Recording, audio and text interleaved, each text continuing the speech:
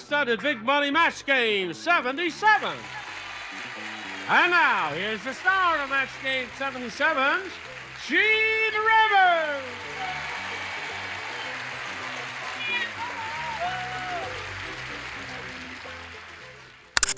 For 16 years, Gene Rayburn was the friendliest face in American daytime television.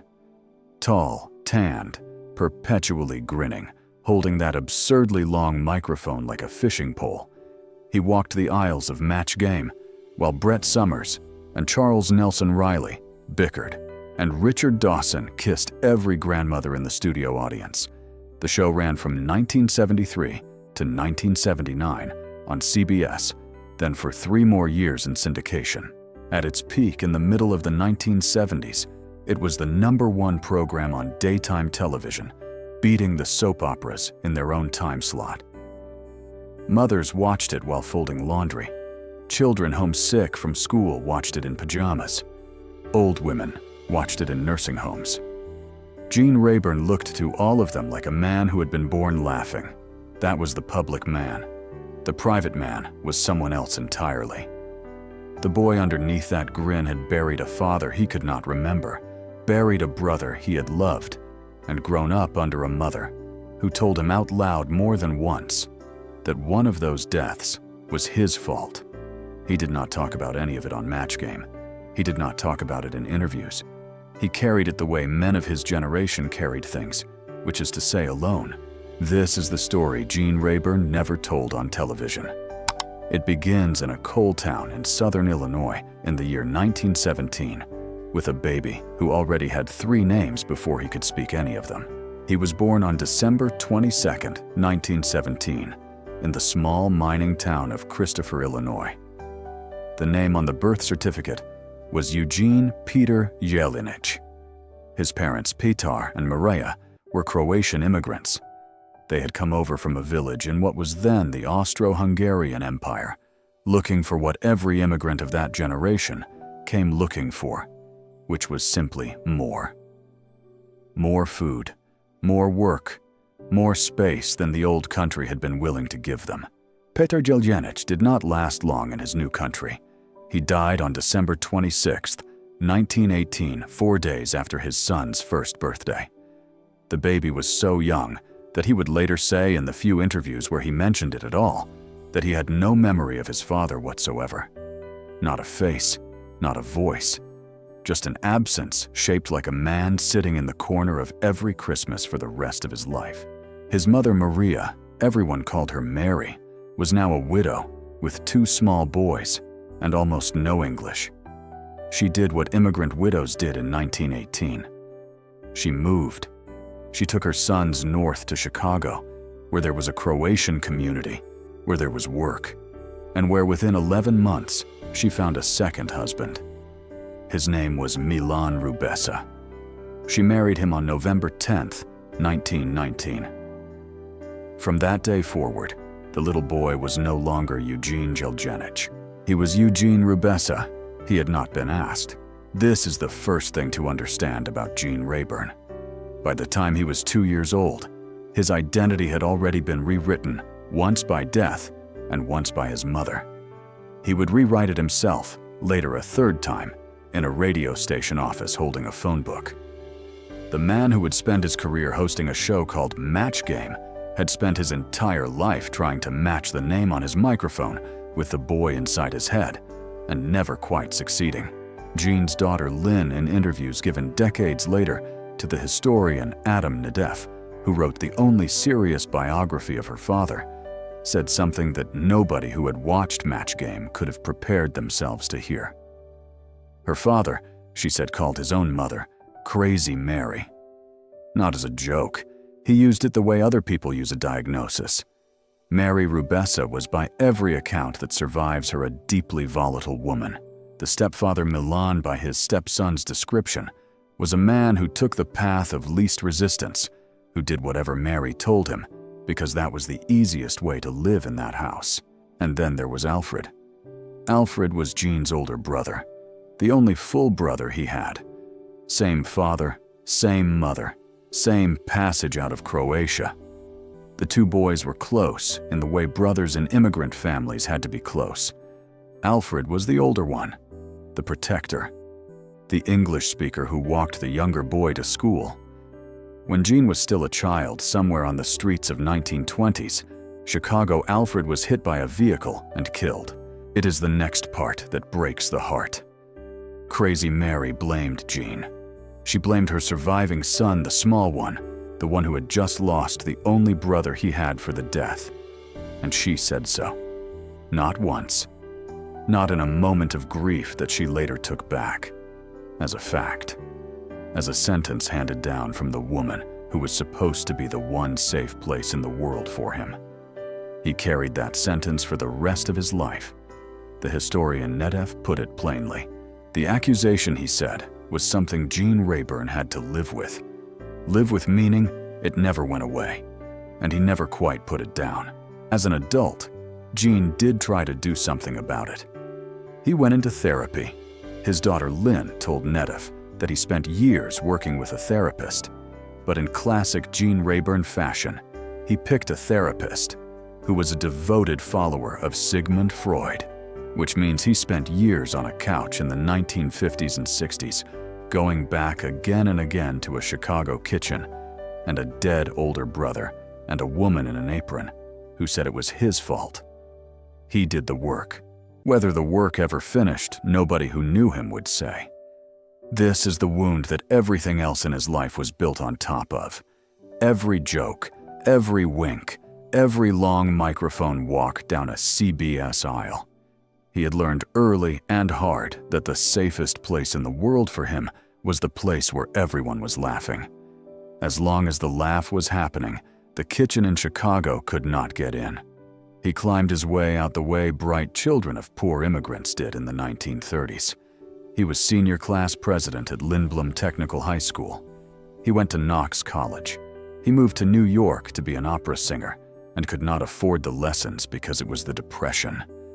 So he took a job as a page at NBC at 30 Rockefeller Plaza, wearing the little uniform opening doors for tourists. 3 years of that. Then radio. Then the war second lieutenant in the Army Air Forces, a bombardier navigator, who by his own admission got airsick on every single mission he flew. After the war, he came back to radio. A woman who ran a New York station told him Rubessa sounded too Italian and ordered him to change his name. He opened the Manhattan phone book, ran his finger down a page, and stopped on Rayburn. Just like that, the third identity was bolted on top of the first two. Then came WNEW, then the morning drive time show with Dee Finch that more or less invented modern morning radio. Then The Tonight Show with Steve Allen. Then Broadway, where he replaced Dick Van Dyke in Bye Bye Birdie, and where his understudy was a young man named Charles Nelson Riley, who 20 years later would be sitting on his Match Game panel making jokes about caftans. Match Game came in 1962. The original NBC version ran 7 years and was a pleasant little daytime show. Polite questions, polite panelists, nothing risque. Then it died in 1969, and Gene was back in the wilderness of audition rooms and second-tier hosting jobs. He was 51 years old. He had reason to think his shot had come and gone. Then in 1973, Mark Goodson rebuilt the format from the ground up, wider panel raunchier, questioned 6 celebrities, 2 contestants, and a host, with permission to be as silly as he wanted. Match Game 73 premiered on CBS, and the joke that Gene Rayburn had been quietly perfecting for 30 years finally found the room it needed. From 1973 to 1977, Match Game was the #1 daytime show on American television, not just among game shows, but across the entire daytime schedule, outranking every soap opera, every talk show. 3 full years at the top of everything. Gene Rayburn flew every other week from his home on Cape Cod to Los Angeles to tape 12 episodes, then flew home. He was 55, then 56, then 60. He was finally, after all of it, exactly where the boy from the Chicago kitchen had needed to be. And then it ended. CBS dropped Match Game in 1979. The syndicated version limped along until 1982, and then it was over. In 1983, he was paired into a strange hybrid called the Match Game Hollywood Squares Hour. It lasted one season. Then in 1990, CBS announced a Match Game revival without Gene. The producers wanted Bert Convy. Gene called. The phone calls were not returned. He was 72. The game show historian Adam Nedeff says Gene's exact account, in his own words, was that his phone never rang again. He believed his age had killed the deal, he told one reporter. After that, it just dried up. There's no doubt in my mind that it killed the deal. For a man who had spent his life learning that the only safe place was where everyone was laughing, the silence in that house on Cape Cod must have been almost intolerable. There were a couple of appearances on the Howard Stern show in the early 1990s, where Stern, who genuinely loved him, treated him like the legend he was. And then mostly nothing. The man who had been on television almost every weekday for 16 straight years was simply no longer there.